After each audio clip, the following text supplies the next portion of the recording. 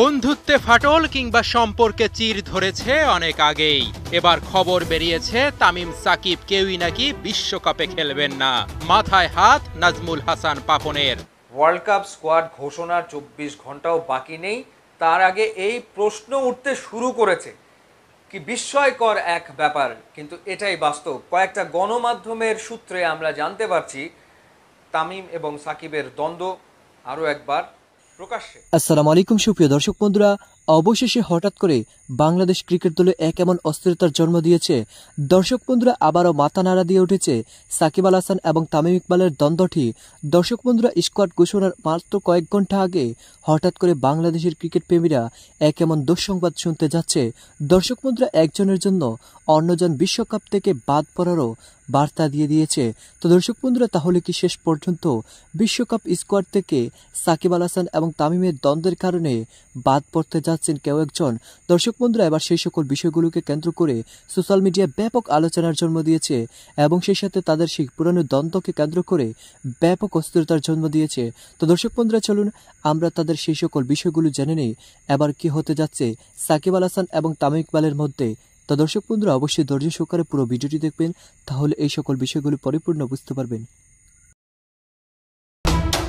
বন্ধুত্বে ফাটল কিংবা সম্পর্কে চির ধরেছে অনেক আগেই।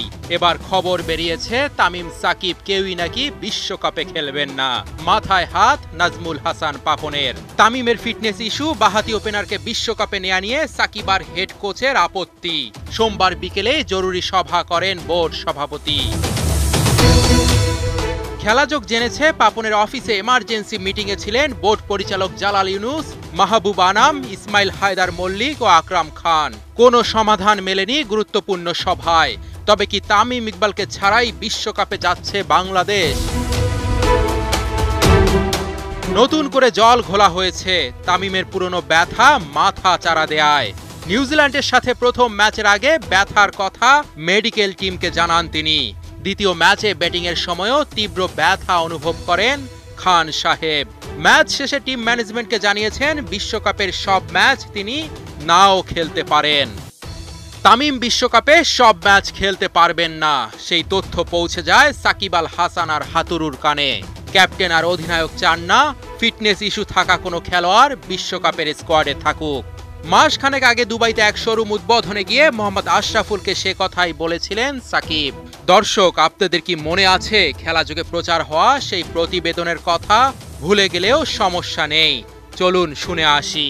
সাকিব হাতুরুর টিমে আসলে হাফ ফিট ক্রিকেটারদের আসলে কোনো কদর থাকবে না, থাকা উচিত না। এটা সাকিব না, যে কোনো ক্যাপ্টেনের আন্ডার একটা ওয়ার্ল্ড কাপ ইভেন্টে আপনি যাবেন, সেইখানে যদি 70% ফিটওয়ালা প্লেয়ার নিয়ে যান, তখন আসলে তার টিমের জন্য ডিফিকাল্ট। তো এইরকম উদাহরণ যদি আপনি দেখেন যে 2011 এবং 2019 ওয়ার্ল্ড কাপে কিন্তু আমরা দেখেছি যে 100% ফিট না থাকলে প্লেয়ার সিলেক্টররা বা কোচিং প্যানেল ওরা কিন্তু নেয়নি। তো এই জায়গায় ডিপেন্ড করে। যদিও তামিম বিরাট বড় নাম, রিটায়ার্ড করে এসেছেন, প্রধানমন্ত্রী তাকে আবার ফিরিয়ে এনেছেন, তো সেই জায়গায় হয়তো বা ডিফারেন্ট একটা চিন্তাভাবনা থাকবে। তো কিন্তু ফিরতে পারলে অবশ্যই বাংলাদেশ টিমের জন্য ভালো। 2-2 4 মিলে গেছে। সাকিব আর হাতুরু বিশ্বকাপে চান না ফুল ফিট না থাকা তামিমকে। সেই কথা আবার খান সাহেব জানতে পেরেছেন। দেশসেরা ওপেনার এবার বেঁকে বসেছেন। দল ঘোষণার আগেই গুঞ্জন উঠেছে তামিম যেতে চান না বিশ্বকাপে। বিশ্বকাপের আগেই নতুন নাটক জমে উঠেছে। এর শেষ কোথায় জানা নেই কারো। 27 তারিখ বাংলাদেশ দল যাচ্ছে ভারতে।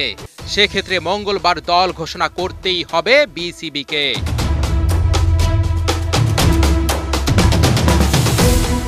অনিক জাবের, সাকিব আল হাসান কি বিশ্বকাপে বাংলাদেশ দলকে নেতৃত্ব দেবেন? তামিম ইকবালই কি বিশ্বকাপে বাংলাদেশের ইনিংসের সূচনা করবেন? ওয়ার্ল্ড কাপ স্কোয়াড ঘোষণার 24 ঘন্টাও বাকি নেই, তার আগে এই প্রশ্ন উঠতে শুরু করেছে। কি বিস্ময়কর এক ব্যাপার, কিন্তু এটাই বাস্তব। কয়েকটা গণমাধ্যমের সূত্রে আমরা জানতে পারছি তামিম এবং সাকিবের দ্বন্দ্ব আরও একবার প্রকাশ্যে। ঘটনার সূত্রপাত কোথায়? আফগানিস্তানের বিপক্ষে তামিম ইকবাল প্রেস কনফারেন্সে বলেছিলেন তিনি শতভাগ ফিট না, তিনি খেলে নিজের ফিটনেসটা দেখতে চান।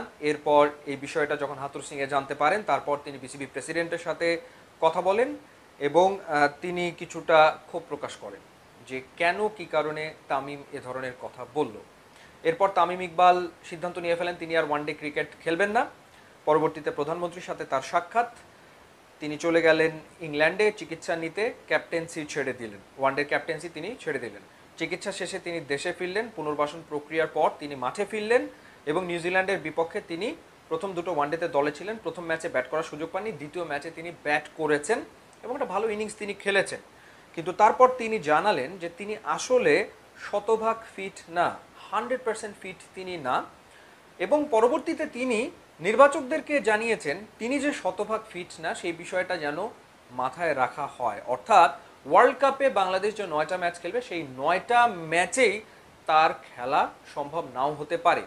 এবং তৃতীয় ওয়ানডেতে নিউজিল্যান্ডের বিপক্ষে এ কারণেই তিনি বিশ্রামে রয়েছেন, কারণ মেডিকেল টিম বিসিবির তারাই অ্যাডভাইস করছে যে তামিম যেন বিশ্রামে থাকে।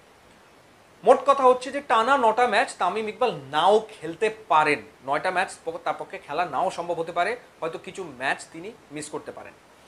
এই খবরটা যখন সাকিব আল হাসানের কাছে পৌঁছলো, প্রথম আলোর সূত্র মতে সাকিব আল হাসান বিরক্ত হয়েছেন, বিরক্তি প্রকাশ করেছেন, এটা হচ্ছে প্রথম আলোর খবর অনুযায়ী। কিন্তু আবার সময় টেলিভিশন তারা যে খবরটা প্রকাশ করেছে সেখানে বলছে সাকিব আল হাসান শুধুমাত্র যে বিরক্ত হয়েছেন তা না, সাকিব আল হাসান বলেছেন তিনি বিশ্বকাপে খেলবেন না। যদি এরকম হয়, তামিম ইকবাল যদি পুরো ওয়ার্ল্ড কাপে অ্যাভেলেবেল না থাকার কথা চিন্তা করেন তাহলে সেই ক্ষেত্রে তিনি বিশ্বকাপে খেলবেন না। এটা সময় টেলিভিশন তাদের খবরে বলছে। পরিস্থিতি এমন একটা পর্যায়ে গেল, এই খবর যখন আবার তামিম জানতে পারলেন তখন আবার তামিম বললেন তিনিও বিশ্বকাপে খেলতে আসলে ইচ্ছুক না। আপনি একটাবার ভাবুন অবস্থাটা, বাংলাদেশের দুই স্তম্ভ ক্রিকেটের দুই পাণ্ডব সাকিব আল হাসান এবং তামিম ইকবাল, তারা এরকম একটা মুখোমুখি অবস্থানে দাঁড়িয়ে আছে বিশ্বকাপের দল ঘোষণার 24 ঘন্টা আগে, এরকম একটা অবস্থায়, অথচ এক সময়ের খুব কাছের দুই বন্ধু।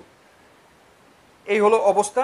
পরবর্তীতে যেটা খবরেই আমি দেখলাম যে মাশরাফি বিন মর্তুজা তিনি মধ্যস্থতা করার উদ্যোগ নেবেন বা মধ্যস্থতা করার চেষ্টা তিনি আসলে করবেন, এবং একই সাথে হাতুরু সিংয়ে প্রথম দুই ওয়ানডেতে নিউজিল্যান্ডের বিপক্ষে তিনি দলের সাথে ছিলেন না, তিনি ফিরেছেন এবং তিনি ফেরার পর এই রাতেই, যেই রাতে আপনি এই ভিডিওটা দেখছেন সেই রাতেই তিনি আসলে মিটিংয়ে বসবেন, মিটিং করে তিনি সমস্যার সমাধান বা সিদ্ধান্ত আসলে নেবেন। তার মানে কি দাঁড়ায় যে বাংলাদেশ। তো দর্শক বন্ধুরা, আপনারা হয়তো পুরো ভিডিওটি দেখে এবং এই সকল কথাগুলো শুনে অবশ্যই বুঝতে পেরেছেন অবশেষে আবারও পুরানো সেই ঘটনা নিয়ে নতুন করে নাড়া দিয়েছে এবং সেই সাথে বিশ্বকাপ স্কোয়াড ঘোষণার মাত্র কয়েক ঘন্টা আগে এমন কথাবার্তা, এমন আলোচনা বাংলাদেশ ক্রিকেট প্রেমীদের জন্য বিশাল দুঃসংবাদ। সেই দুঃসংবাদটি বাংলাদেশ ক্রিকেট প্রেমীরা শুনতে চায়নি, কিন্তু আবারও সেই দুঃসংবাদটি কেন জেগে উঠেছে। তো দর্শক বন্ধুরা, এবং সেই সাথে আপনারা এই পুরো ভিডিওটি দেখে এবং সাকিব আল হাসান এবং তামিম ইকবালের এই সকল দ্বন্দ্বগুলো নিয়ে আপনাদের কি মতামত, আসলে এখানে কার দোষ হতে পারে অবশ্যই কমেন্ট করে জানিয়ে দিবেন। তো দর্শক বন্ধুরা, ভালো থাকুন, সুস্থ থাকুন, আল্লাহ হাফিজ, আসসালামু আলাইকুম ওয়া রাহমাতুল্লাহি ওয়া বারাকাতুহু।